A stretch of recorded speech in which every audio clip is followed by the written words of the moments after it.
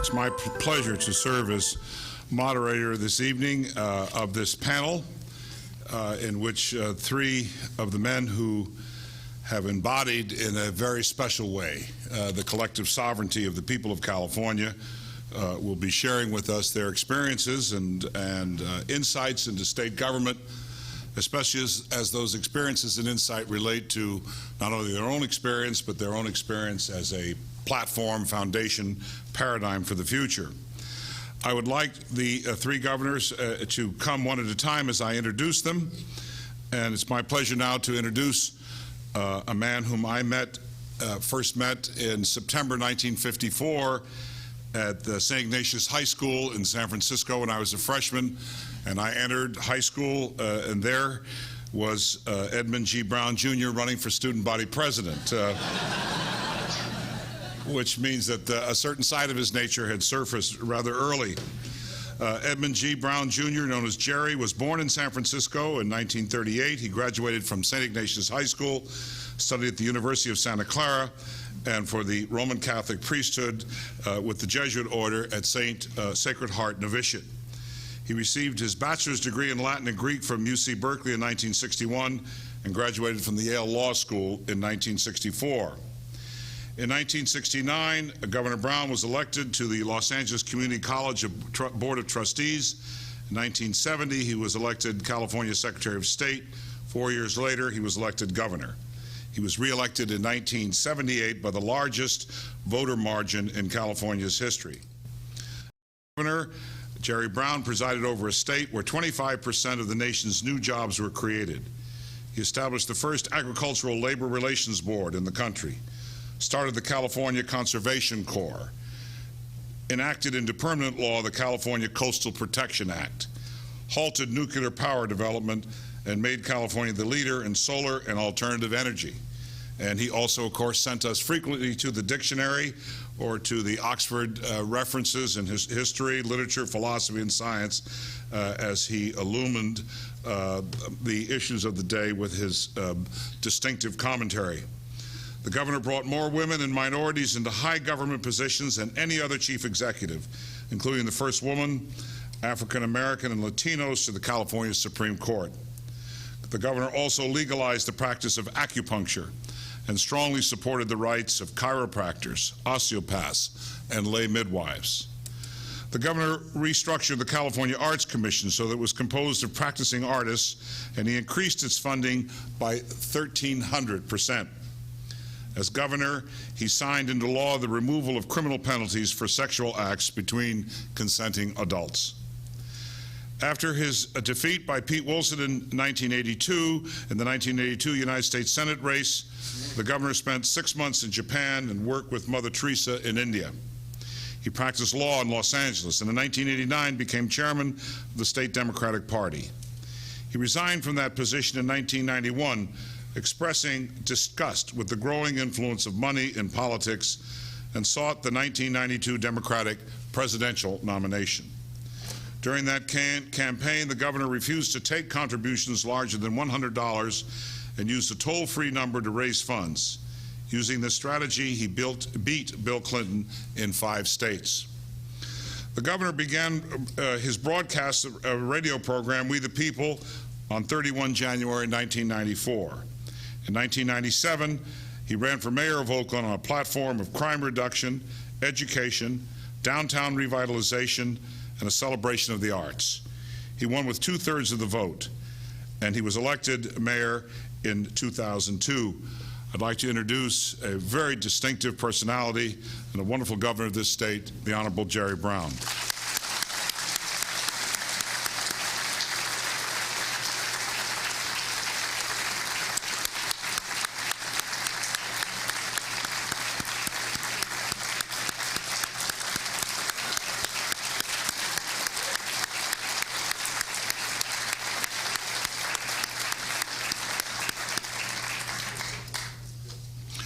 Our governors reflect the range of political opinions, values, styles, backgrounds.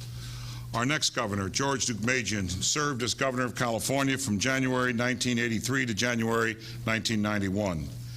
Prior to his term as governor, George Deukmejian served for 4 years as the state's attorney general. Before that, he served in the California State Legislature for 16 years, both in the Senate and the Assembly, where he represented Long Beach and surrounding Southern California communities. Shortly after leaving the governor's office, he joined the national and international law firm of Sidley and Austin as a partner in its Los Angeles office for approximately 10 years. During the Deukmejian administration, California's international business profile was raised to new heights. He created 5 foreign trade and investment offices in Tokyo, Hong Kong, London, Frankfurt, and Mexico City, personally leading trade missions and holding talks with heads of state in these and other international business capitals. His tenure was also highlighted by over $90 billion in planned investments in California's public facilities, as well as tax, budgetary, and regulatory policies, which established a private business climate in the state, a positive business climate in the state. As a result, California led the nation in major new business enterprises and in the growth of small businesses. Nearly 3 million new jobs were created, with California becoming one of the 10 largest economies in the world during his administration. A native of New York State, he was educated at Siena College and at St. John's University Law School. George Deukmejian and his wife Gloria reside in Long Beach, California. They have 3 children and 5 grandchildren. The distinguished former governor of California, the Honorable George Deukmejian.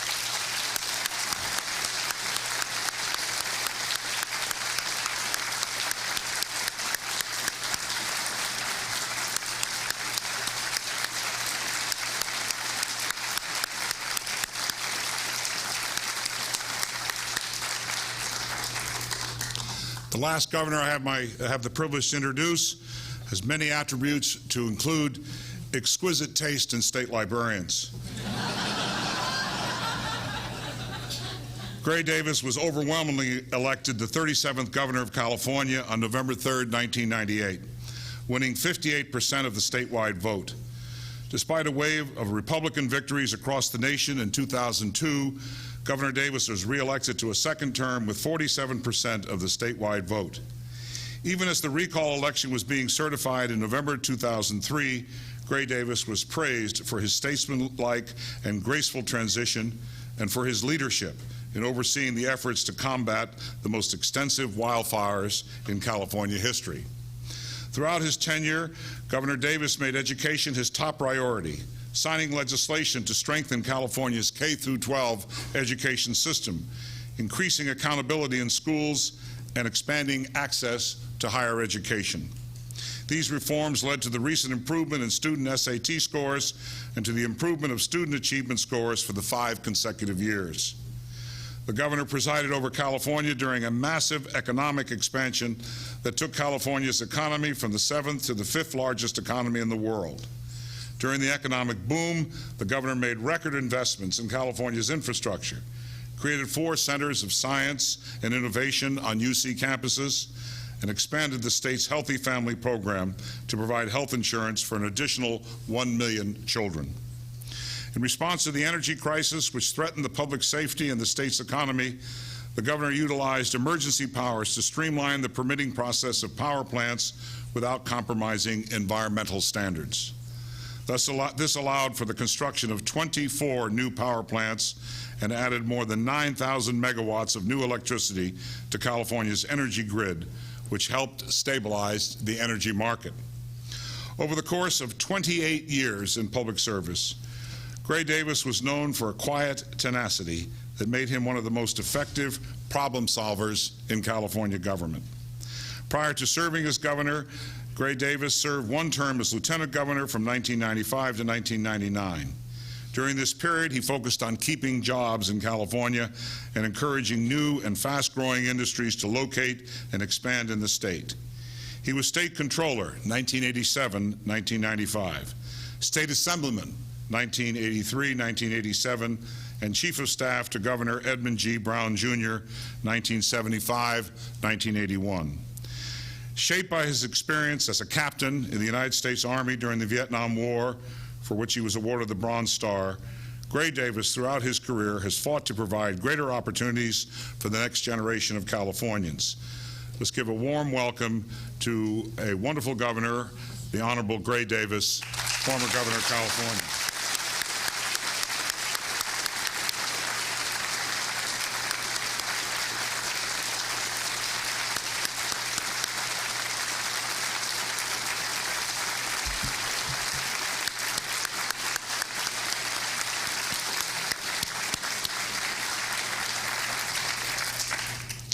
Now, Governors, it's a certainly intimidating task for me as a former civil servant to be instructing you on your duties this evening, but may I suggest that we begin with opening statements from each of you, perhaps key to the whole question of the governability of California, and then to carry on the conversation based out of your own experience and insights with an emphasis on the unfolding history of the state, the 21st century.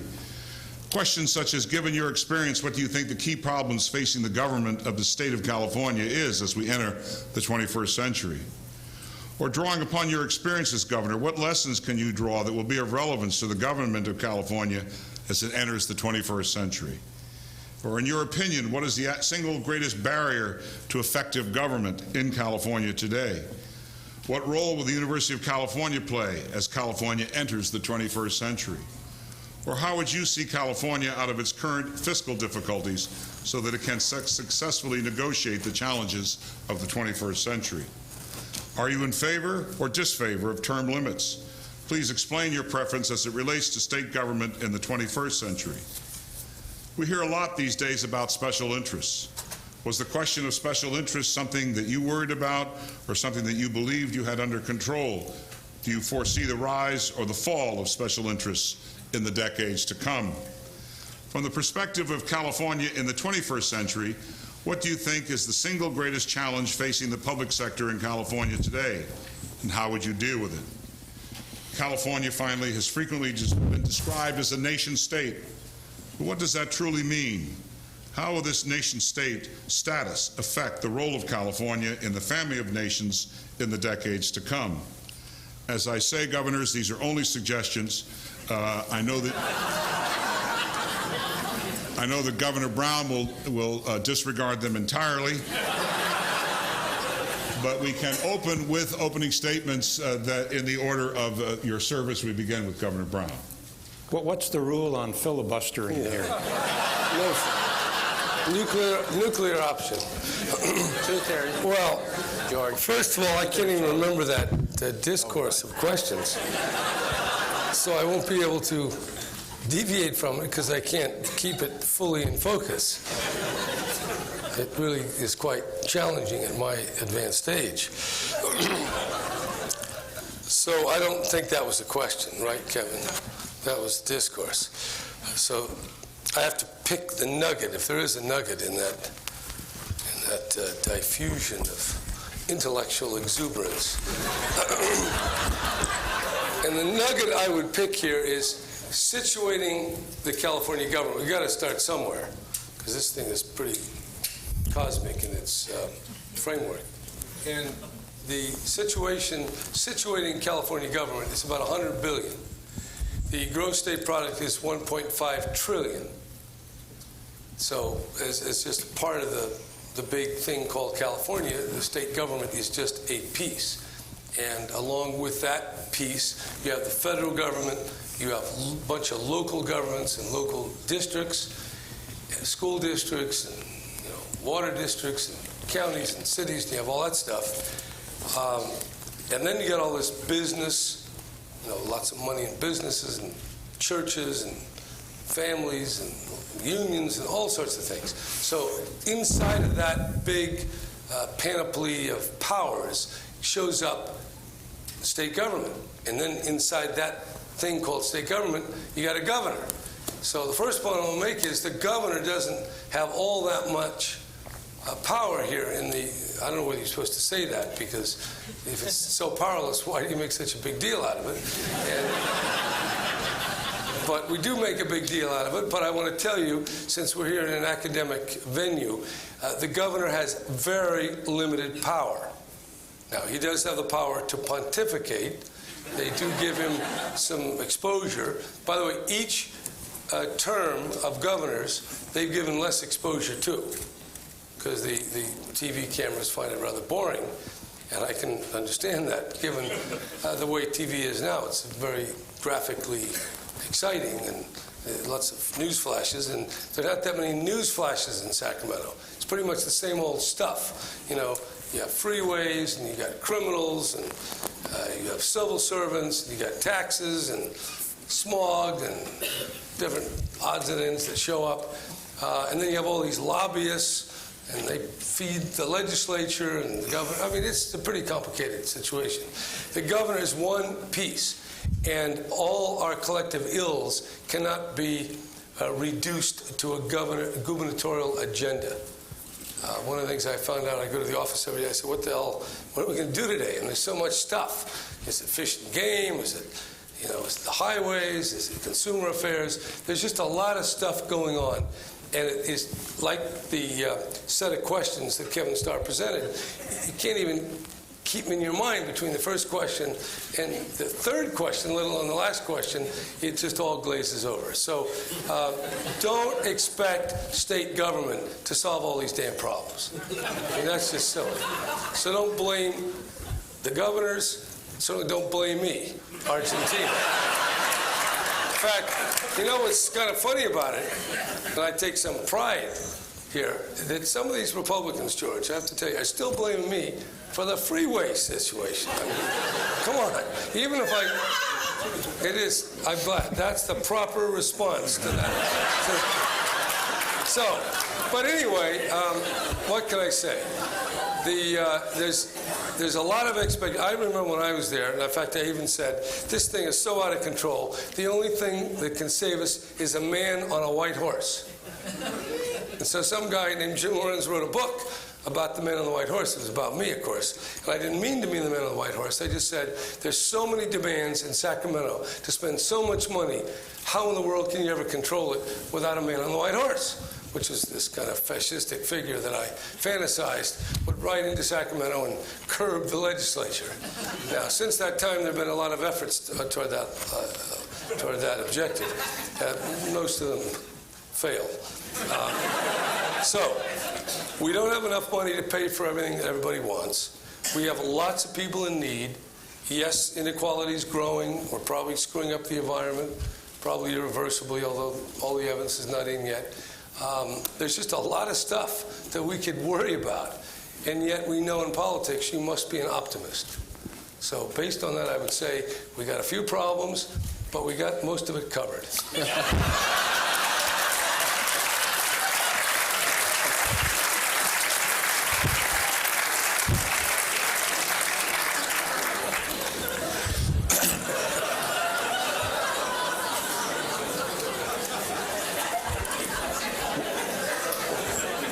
Well, Governor Deukmejian, you followed Jerry Brown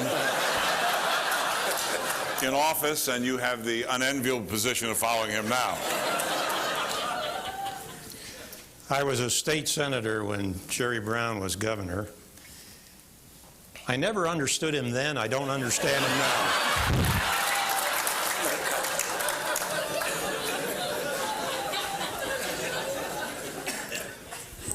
Let me just take two fundamental governance issues that I think are fundamental to California today and in the future. And one of them is the budget. And when you mention the budget, most people's eyes glaze over. What you usually do is, before you put a budget together, you estimate what are the revenues going to be for that year. And then you are supposed to proceed with trying to decide how are you going to spend that money. And the whole budget process not only affects the financial condition of the state, but it also sets the priorities for society and for the state during that particular year. But what we have in Sacramento is that you don't just try to figure out how you're going to spend the estimated revenues, because there are so many mandated spending programs and increases in spending that are ingrained into existing law. They got there either by legislation that was passed, or they are the result of court decisions, or if it is a federal-state program, you're dealing with mandates from the federal government. So when you start to build the budget each year, the net result is that you only have about maybe 13% of the whole total revenue coming in for the state where you have some discretion as to how you're going to spend that money. During my last 2 years as governor, I had put out a white paper on this topic. I had tried to urge the legislature to put on the table all of these mandated programs, these automatic expenditures that are on autopilot. However, there was no receptivity to that because behind every single one of these mandated expenditures is an interest group. And nobody, of course, wants to see their particular program put on the table for discussion.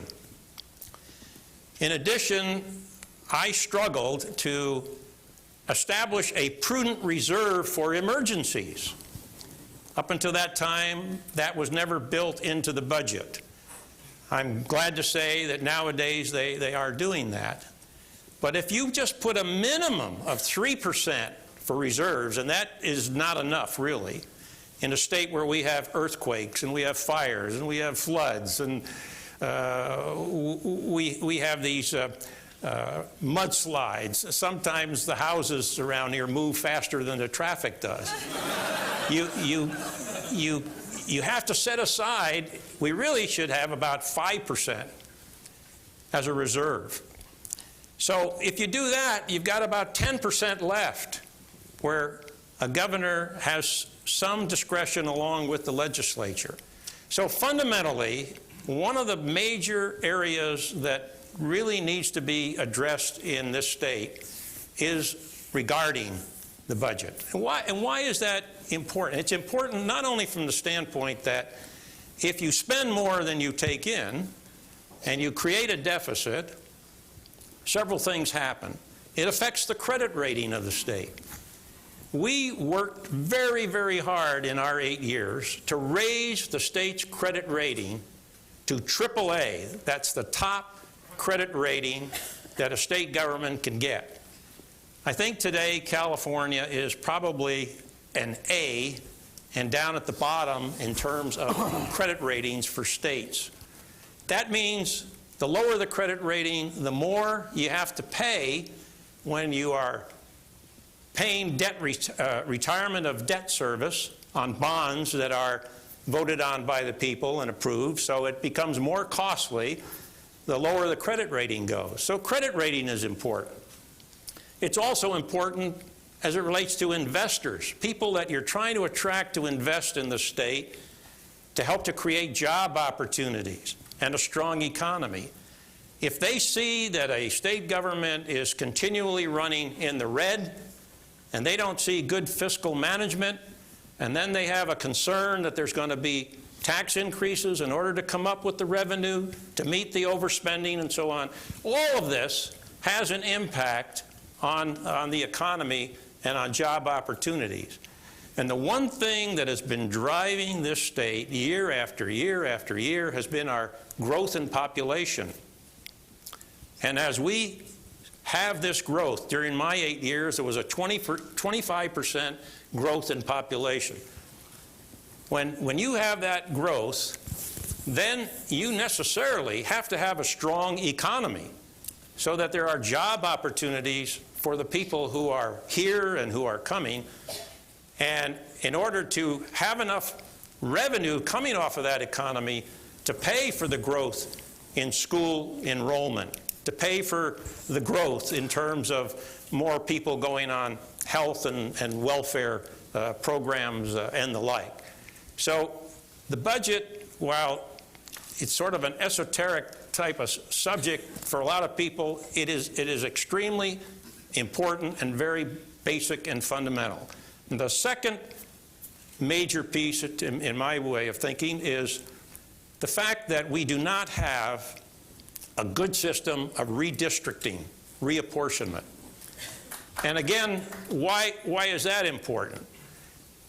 You talk to people about redistricting, reapportionment, they don't really understand or appreciate the importance of it, because they think it's just something political, and it's something that goes on in Sacramento. But after every census, every 10 years, the state legislature is required to redraw the district lines for Assembly, Senate, and congressional districts. Now, there's always been this inherent conflict of interest in legislators redrawing these district lines. The party that's in power in the legislature always wants to draw those lines to make sure that they stay in power for the next 10 years. In this last go-around, Washington got into the picture in California. The Republicans control the Congress in Washington, D.C. The Democrats control the legislature in California. So the Republican leaders in Washington got together with the Democratic leaders in Sacramento, and they came up with this sweetheart deal that we're going to protect all of the incumbents, because the Republicans in Congress wanted to make sure they maintained their majority in Congress. They wanted to be sure there were just as many Republicans coming out of California so that they'd keep their control in Congress. And the Democratic leaders wanted to keep control in the state of California. So you have virtually everybody who's holding a seat in the Congress out of California and in the legislature in so-called safe districts, meaning that it's virtually impossible to defeat them in a general election. The only way they can get defeated is if they're challenged in a primary. Now, why is all that important? It's important because they're not accountable. They don't have to worry about getting reelected. So if they don't have to worry about getting reelected, when it comes to things like the budget and so on, then all they have to worry about is making sure that those groups and organizations that support them in their political activities are happy, because now with term limits, they're only in an office for a short period of time and they're starting to run for some other office.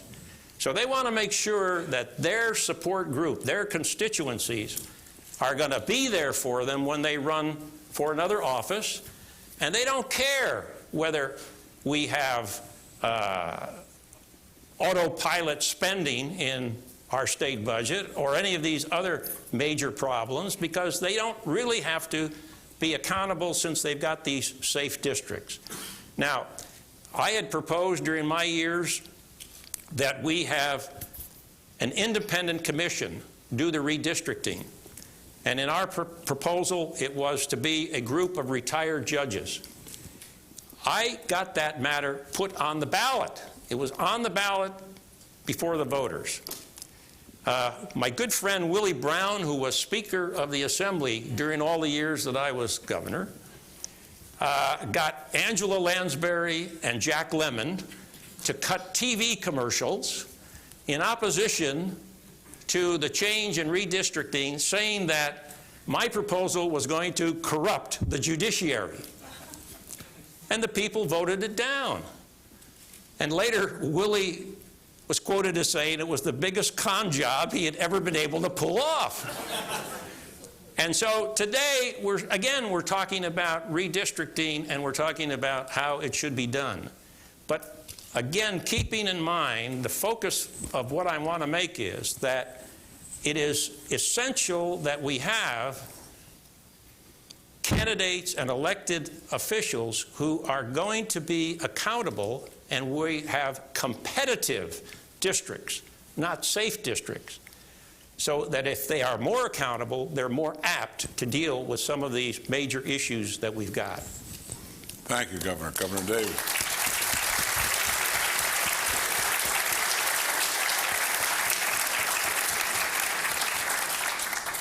Well, first of all, I'm very pleased to be here, and I want to thank the Chancellor and Ed Edelman and the Bollins-Reese organization, and this is a wonderful tribute to those two very distinguished professors. And Kevin Starr, I didn't realize that I was solely responsible for your being state librarian, but I'm honored to have played a role in that. This is very interesting being third here. First, my good friend Jerry Brown gave you the kind of a cosmic once-over. And much of what he said I agree with. I'm not going to repeat it, and I listened to it for 7 years as Chief of Staff, so it broadened my horizons. I am grateful. Governor Deukmejian spoke about some of the meat and potato issues of the budget. I agree with everything he said. I'll just reiterate one point, and then I want to talk about what really was my passion, which is education. Because you can't do everything as a governor. You have to kind of pick your spots. The reason it's important to rethink redistricting is everyone has to feel accountable to the general electorate. I'm the only governor ever elected in an open primary. It was like the parting of the Red Seas. It never existed before. All of a sudden, on the ballot comes something by a Republican moderate named Tom Campbell saying you can go into the voting booth and vote for anyone you want. You want to vote for a Green Party candidate for governor, a Democrat for lieutenant governor, a Republican for Secretary of State, you can do anything you want. The highest turnout in the history of California was in 1998 for governor. We never had so many people come out. Why not? You were empowered. You could do anything you want. The primary process did not freeze you out if you were an independent. Previously, you couldn't vote in a primary if you were an independent except on ballot issues, so people tended not to vote. It was exciting. It was something new. That got everybody engaged, and they could choose anyone they want. Now, all the courts in California sustain the open primary, including the California Supreme Court. It goes all the way up to the U.S. Supreme Court, and the U.S. Supreme Court strikes it down, says it violates the rights of parties. I remember talking to Justice Kennedy once in my office. He was out to give a speech at the annual Chamber of Commerce breakfast, which is generally around Labor Day, and we talked about that. And violating any privileges. You know, they have a different view of parties in the East than they do out here. A party out here is something to go to. We believe in doing your own thing. So I think it's important, if we can't have and by the way, I supported it as Governor Schwarzenegger did, and I think everyone but you, George, or maybe it was everyone from Wilson, I forget, the open primary last time, which wasn't as universal in its opportunities for voters, but still allowed you to choose any party's primary ballot and choose anyone you want. So you have to vote on a Democratic slate all the way down, but you could pick anyone you want, or a Republican slate or Green Party, which was, you know, better than nothing, but far better than what we had before. So now if we don't have an open primary, and if we have redistricting, which allows people to crawl into safe places. By the way, all this is done while I'm fighting Enron and all these other people deceiving us, and all I'm telling the legislature and the governor is, and the Congress is, don't try and get any more seats than you wanted on the ballot in the last election. Don't try and rip off 3 or 4 more Congress seats, or I'll veto it. But anything you want to do besides that is fine with me, because I'm too busy. I got to worry about electricity. So not realizing that they so entrenched themselves that when the budget comes along in 2002, where we had a $13 billion drop in revenues, $13 billion drop in revenues, because we were at the top of the dot-com bubble, not knowing it in 2000, just like we may be the top of a real estate bubble now, not knowing it. $13 billion, or roughly 18% of the money, doesn't show up the next year. And trust me, nobody wants to be the group that says, take it out of my hide. Nobody. Because I proposed a budget like that in 2003 with all the editorial board's love, but the people hated, which is why I'm sitting here tonight. At least one of the reasons. So the bottom line is people don't want to share pain. I grew up in New York. People in New York share pain. People in California don't share pain. There's no pain. It doesn't rain. There's no pain. So we have a, you know, getting back to redistricting, you've got to make people feel that they are in some jeopardy if they don't act responsibly when it comes to the budget. I remember my good friend, such a good friend of Jim Brolte, came to me one day during the 2002 budget and said, I proposed my own budget. You kind of guilt-tripped me into doing that, so I'm trying to be responsible. And I go over to the Assembly side, and there's 7 Assembly Republican conservatives who won't vote for a single cut, much less vote for a tax increase. Of course they're not going to vote. They won't vote for a single cut. And, we've got $13 billion less revenue than the year before. Now, why should we be paying their salary? What are they doing but taking up space? I mean, they won't vote for a tax increase. We know that. So we have to cut our way out of this problem. But they won't vote for a single cut. They can do that because they feel no jeopardy in a general election. So if you can't get some form of an open primary system back instituted where everyone feels a little jeopardy under the system that failed last time, largely through the skullduggery of the legislature, which I'll get into if you want. They put items 1 and 2 on the ballot that basically negated the open primary, which is the last thing on the ballot. So, if you can't get the open primary on, then you have to have some way of having people feel jeopardy. They'll only feel jeopardy if there's redistricting. They'll never do it themselves, so you have to take it away and give it to retired judges. I actually was lobbying in the legislature, in the Assembly caucus when I was in the Assembly then, for having having judges do that, because there's at least a patina of fairness there. Presumably they'll act in a more appropriate fashion. Okay, enough said all of that. Briefly on the thing that made me run for governor, the issue that I think really has more to do with our destiny as a state than whatever happens in Sacramento is increasing opportunities and educational excellence in this state, because we are in an information-based economy. Power is knowledge. Our real leverage in California is innovation, and we have to continually encourage people to get interested in science and math, be creative, to be innovative, and to find their role in this increasingly knowledge-oriented society. How do you do that when you inherit an educational system that is 48th in per capita achievement and 43rd in per capita spending? That's where we were in 1998. We had very good revenue years in 99 and 2000. As I said, in the good times, we went from the 7th to the 5th largest economy in the world. We passed France and Italy, in part because they have a 6-month forced vacation every summer, so people are working. We zip right by in August, and we're ahead. But we have tons of money coming in, and we spent it largely on improving schools.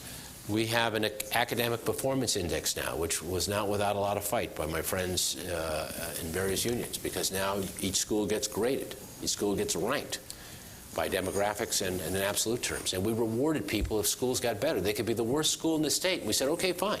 As long as you get better next year, as long as your teachers stretch the kids, because every kid can get better, every teacher can get better, every school board member can do better, up to a governor, et cetera. So the whole idea was to reward improvement. They're talking about merit pay now. We had merit pay. Well, we had money. We were giving prizes up to $25,000 for teachers if test scores for their students improved substantially from year to year. So all the focus was on schools. Test scores went up 5 years in a row. UC provided 10% of the teachers. We asked them to do that. We had a wonderful remedial program. We have the first high school exit exam, which, by the way, would be a disaster if they postpone again. We wanted it to be effective 2004, but you have to have about 4 years where everyone goes through it to pass all the lawsuits that come, and so we made it 2006. I fully expected to be in office in 2006, so I wasn't punting until after I was there. It would have been my last year. But, kids are working hard, taking courses, realizing they have to do well enough to get a high school diploma. So lots of reforms. Test scores improved, and we created more college scholarships than, as a matter of fact, the combination of merit scholarships, which I created, absolute merit. If you finish in the top 10% in your class on standardized tests, we give you a $1,000 scholarship, no matter how rich you are or how poor you are. If you're in the top If you get a B average and you qualify economically, we tripled the size of the Cal Grant program. In short, those two programs represented 31% of all the college aid programs in America. One state, 31%. So the whole idea was, if you were bright and worked hard, we were going to put you through college, you would make a greater contribution to our economy. So that was my passion. One word on the university. Universities create economies as well as provide skill sets. Alan Greenspan told me we have 12 research universities, more than any other state.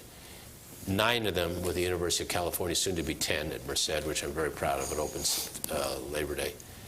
And we have Caltech, Stanford, and SC. He said no other state in the country has as many, and your universities create whole new economies. Biotechnology is a good example.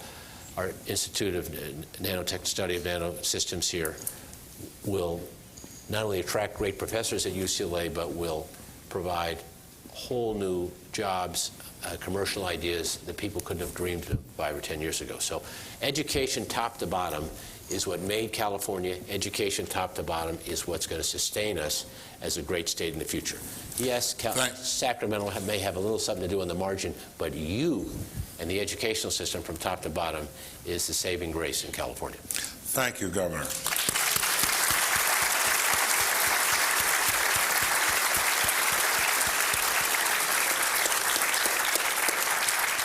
Well, I would like, first of all, to compliment myself on rigidly imposing the time limits on these speakers. It's interesting, the overlap that is here. Governor Brown makes a distinction between society and government, the complexities of society, the focus of government, what it can do. Each of the governors has mentioned the budget program. Governor Deukmejian came upon a very major topic, a question of growth, the relationship to the economy of growth, especially of interest as we look at the 21st century, where we have some 60 million, between 55 and 60 million people in California by 2040. Redistricting was on the minds of both Governor Deukmejian and Governor Davis, the open primary. And of course, Governor Davis has spoken very eloquently about education and the role of the university. Governor Brown, you were taking notes during this, and please feel free to come in at other annotations, et cetera, you'd like to pick up points, any of these points. No, you got to raise it to the next level now. Well, raise it, you mean to a philosophical level?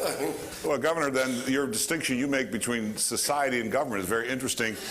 It could be pushed to extremes, saying that the real vitality of California is in the totality of its society, include the private sector, and that government really basically has a much more limited role than we might seem. But there's a paradox here, because we do spend so much money, and in the case, say, of education or public safety, there's certain things that only the public sector can do. So if you could take it to that level, is there a renegotiation, shall we say, between the public and the private sector occurring in our culture today? Well, I think these are so broad, these points and questions, that they're hard to get your hands around. I would say this, now that I've been a mayor for almost 7 years, that the city governments are spurned and denigrated and not taken seriously by both the state government, federal government, and the courts. There should be more deference given to city governments, because that's where people show up. There's a lot more democracy at a city government level than at a state level, because the legislature is a lot more removed, as is the governor. City governments, people show up, they argue. Any fool can speak for a minute under these laws that the legislature creates. They're annoying, but at the end of the day, there's a lot of public participation, and it is a hurly-burly democratic exchange. So, and yet, all the time, you got the federal government preempting the state preempting the federal government. And I can give you numerous examples where just in building, you'd think the city government would be competent to decide on zoning and development, but between the environmental rules and the state and all the rest of that stuff, it's very hard for a city council and a mayor to prescribe the terms of engagement for development. And I think that's bad. I think we ought to have more trust in the local democratic process. The second point, to be a little more concrete, because I hear these old bromides of, moonbeamism lurking in some of these comments. So, because I'm just trying to give, this is an academic institution after all. I'm trying to give you a level of abstraction worthy of all the time you've spent in these hallowed halls. But I will give you some concrete. We know a private school takes a lot more money. No damn private school can operate with less than 10,000 a kid. Most of them are 15 or more, 20. I'm talking about high school, middle school. So the public schools are, what do they give you? 5,000, 6,000, maybe 7, depending on how they add it up. The charter schools only get 5,200 for high schools. They get less for middle schools. So totally underfunded. But on the other hand, the system is so rigid that when you pour money into it, nobody's in charge. And you have these school boards that, any fool can get elected to them if they got the right. It's not serious. There's no clear visibility. Everybody knows who the mayor is. Very few people know who the school board is. And yet the schools, to listen to everybody, are real important. So the person who is in charge of the schools ought to be visible, accountable, I think even elected. Some people say it should be the mayor. Well, that would only work in strong mayor cities. Maybe we could elect every superintendent. And then once you elect them, they got to have some power. As a matter of fact, the system is so wired that the superintendent has very little margin for maneuver or change or making decisions. So to make the real concrete, if you could get the Republicans to, and some of the Democrats, to agree on more money, which means you got to tax people, and then you get the Democrats to give up on all the restrictions and controls they've wired into the school system, you might get, I think you would get, some very positive outcomes. But you're not going to get the Democratic constituencies, which I will not name because we're being filmed here. They're not going to let you change any of the rules. I mean, David's got a few changes here, but they don't give you a lot of room. I won't tell you who they is. He knows who they is. And they are one of the most powerful groups in the state. So I just think we need flexibility and we need money. And that's the trouble. A lot of these decisions are not Democrat versus Republican. In part, I like the Republican, more control, more tradition, more authority. On the other hand, I like the Democratic idea. We got to have more equality. We got to protect the environment. But how do you get both of those things going? So I find myself in some, I don't quite understand. I don't like Bush and what he's doing, but when it comes to Oakland, I want to be in charge. I don't want any nonsense. I don't like all these people that try to limit my power. I want to fire people who are mediocre. And so that kind of makes me a Republican at the local level, and I still carry that kind of nostalgia for the Democrats at the national level.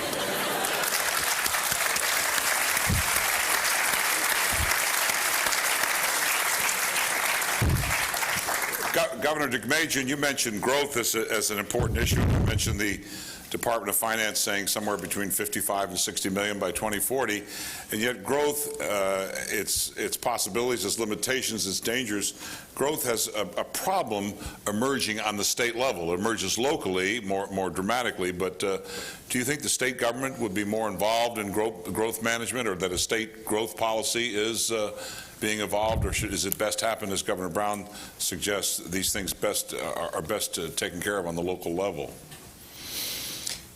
Well, because of the fact that so many of the local programs do get funded from the state level, growth necessarily is a very major factor at the state level. Unfortunately, what local government doesn't have, and what it needs badly, is an independent source of revenue that could give the local governments much more independence than they currently have. Now they are very, very dependent on what happens in Sacramento. And as over the years, when you see more and more of the revenue going either to Washington or going to Sacramento, and less of it at the local level. This creates very, very difficult problems for them. I said last year, the three of us, and then Governor Wilson was involved in this program, and I said last year, and I still think this way, state of California currently has 6 authorized means of gambling, gaming. We have horse racing, we have off-track betting, we have card clubs, we have bingo, we have Indian casinos, and we have the lottery. And I was governor when the lottery was passed by the voters. I opposed it at the time, and I opposed it because I said I didn't feel that the state of California should have as its policy to encourage people to go out and to gamble, because you don't have a successful lottery unless, as a part of it, you're out advertising and you are, in effect, urging people to go and buy lottery tickets. Whatever, the people voted for it. And when the people voted for that, then to me, it seems that there's no reason why we don't allow legalized gambling in California, regulated by a strong gaming commission, and allow a lot of that revenue to go to local government to help them carry out all of the necessary services that we all want in our own home areas. It seems to me that we shouldn't just be limiting those few who are involved in, whether it's horse racing or whether it's Indian casinos or whatever, to get all of this money. And so one of the things that I would like to suggest and have suggested that we should put before the public would have to vote for a constitutional amendment to change it. But allow any business, just as corporations are running gaming casinos in Las Vegas and in many other states, allow anybody to come in under the proper rules and regulations, and this way we could raise more funds where people are in effect giving their money voluntarily, willingly, and because we're seeing them doing it all over, and hundreds of billions of dollars in the gaming industry now throughout the whole country. So anyway, that's one source where I think we can provide some additional funding. I will say that I agree with the comments about the importance of the university, and I'm happy to say that when I was governor, I came in at the same time as President David Gardner came in as president of the University of California, and working together, we were able to provide significant increases in funding for the university. We virtually doubled the amount over the 8 years. And what was even more important was we were able to make the salaries for the university faculty competitive so that we could attract the very finest to be professors here in our university system. We also were able to provide improvements in equipment and buildings and the like.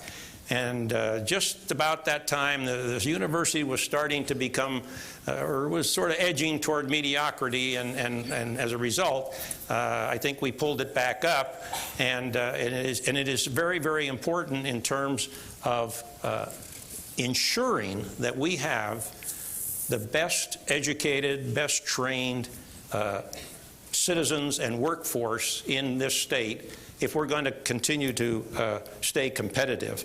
And in one of your earlier questions, you used the phrase nation state, and California is a nation state.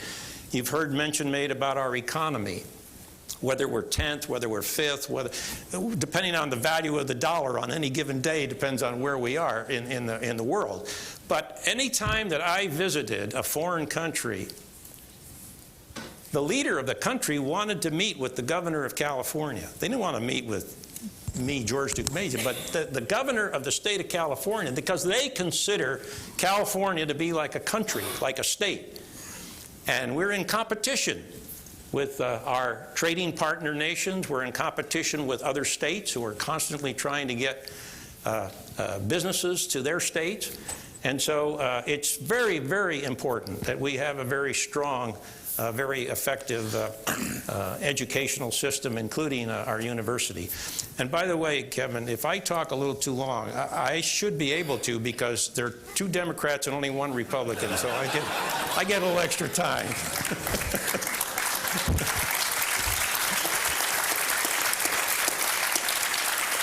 Governor Davis, you want to respond to any of these points? I want to pick up on this growth issue because, as I said earlier, the real strength and majesty of the state is sitting in this room, and it's sitting in educated communities in this state up and down. But I don't think you have a sense of how big a deal California is. I had the same experience as Governor Deukmejian when I traveled abroad. You may have seen in the paper a couple days ago, they're saying our growth rate slowed down a little bit. We only grew by 530,000 people last year. That means that 1 out of 8 Americans live in California. And that hasn't happened since 1860, that a state had 1/8 of the country within its borders, and that was the state of New York. I grew up in the state of New York, and I came out here at age 11 to live in the sort of Westwood area. This is really like coming home for me, which is another reason why I'm very pleased to be here. But I think we forget how big and powerful this great state is. And trust me, people in Washington kind of treat us as a bunch of wackos and kooks out there on the left coast. So we have to find ways to make ourselves heard, make sure people pay attention to us. And one way we have done that is through the innovation of Silicon Valley, through our contribution through the arts, through our excellence of our universities, and through the extraordinary innovation from biotechnology to the internet to all kinds of new economy seems to be developing every 4 or 5 years that we didn't even dream of the previous decade. But it is a constant struggle to keep the travails, problems, and aspirations of like 30, I think we're about 36, 37 million people now in front of policymakers in Washington.